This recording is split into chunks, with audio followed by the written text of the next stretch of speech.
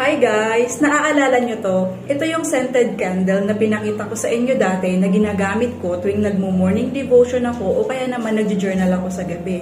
Ito yung scented candle. Until now, meron siyang amoy. September or August ko yun sa inyo shinare. Tingnan nyo naman gamit na gamit ko siya pero meron pa rin siyang laman. Unlike kasi sa normal na kandila, natutunaw syempre, 'di ba? Tapos may lilinisan ka pa pagkatapos. Pero ito, wala ka nang lilinisan. Marami na akong naubos na ganitong kandila na nasa lata. Pero hinihingi kasi ng mga pamangkin ko yung mga lagayan kasi nilalagyan nila ng mga accessories, ng mga abubot. Pwede mo rin siyang ipang-display sa bahay ninyo, Kasi marami pa siyang iba't ibang kulay, marami siyang design. Ikaw na lang ang bahalang pumili.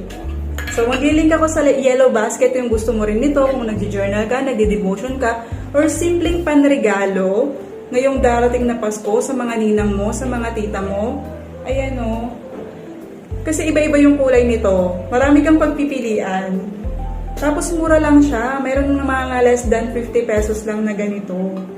Marami na akong naubos nito. Kaya ito na lang yung ipapakita ko kasi inaabangan to ng mga pamangkin ko. Lalagyan kasi nila ng mga abubot, mga pantali, hika, kwintas.